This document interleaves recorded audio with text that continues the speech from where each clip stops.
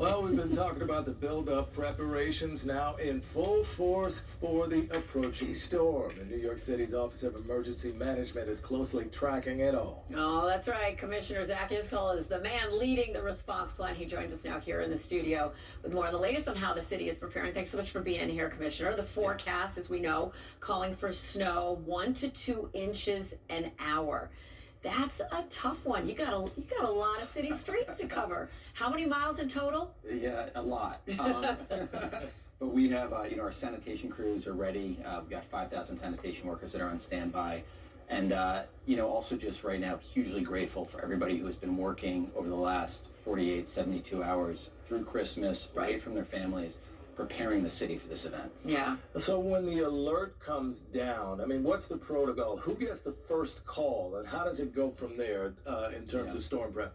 So we have something called Watch Command at New York City Emergency Management. They monitor everything going on in the city 24/7. And one of the things that they do is every day they're checking in with the National Weather Service. We also have a great meteorologist on staff.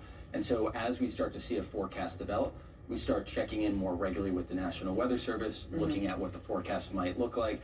And then about 2-3 days ago, we start pulling all of the agencies together, all the city agencies, some of our state partners, some private sector partners, to start really preparing for an event like this. Well, we have a lot in common. We have great meteorologists on staff as too. well. Yeah. No, you do. You really do. This one is going to be tricky because it's going from snow to sleet, maybe back to snow again. We're having a lot of changes in there.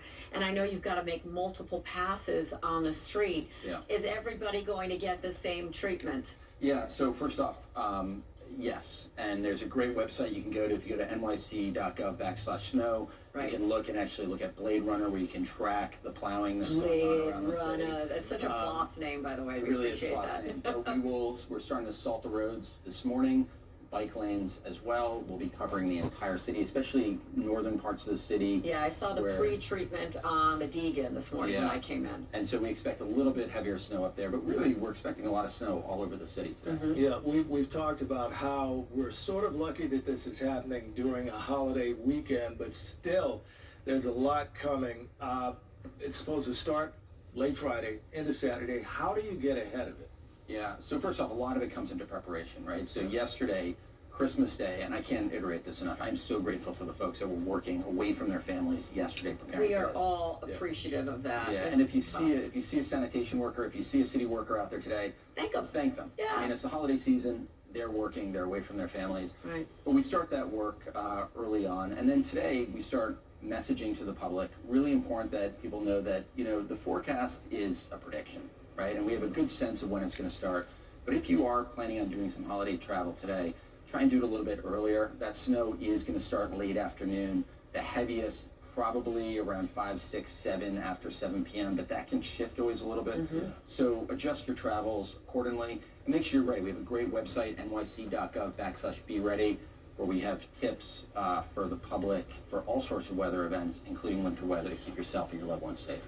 I know you're going to be in the bunker with the heads across the city, because it takes a lot to coordinate all of this response. But you also do sort of like a wheels on the ground approach too.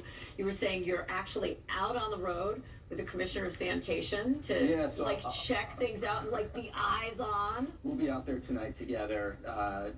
Really, our job is to go out there, make sure that things are getting taken care of, but also be there for the crews that are out there doing their work. If there are problems, we can get out there quickly and address those issues. What if people are saying, hey, you know what, you missed my street? How can they sound off to you, besides just, by the way, sounding off in places that they like to put you on blast? You can report that to the city. You can go to nyc.gov/snow, report it through there. You can report it by 311. Also, New Yorkers need to do their part. So not just making sure that you're ready, but also remember, we are responsible for shoveling and salting in front of our businesses, in front of our homes. That's right. I will be doing that later this afternoon, throwing some salt down in front of our apartment building. And tomorrow morning, after I get home, I will be shoveling the sidewalk in front of our home, as should most New Yorkers. And well, not really on a side note, but let's say this: it's important for people to stay off the roads if they can, and let those plow drivers do their job. Yeah, 100%. And so we actually have a great partnership between Sanitation Department and the NYPD to escort those vehicles specifically for that reason, to make sure that our plow trucks, our salt spreaders can get around the city, do their job to make sure the You're roads pairing are them up with the open. little lights and sirens. We are, but Or also, you know, it's maybe not so much it's sirens. important also for emergency vehicles to be able to get around, right? You don't want those roadways getting clogged up. And you're gonna get to wear those sleek jackets, those Always. cool Always. looking jackets. All right, Mr. Driscoll, thank you so much. Iskell, sorry, thank no you worries. for being with us this morning, and good luck. Thank you so with much. this. Yeah, Great to be thanks with for you being guys. out. Wheels on the road. We appreciate you. You too. You too.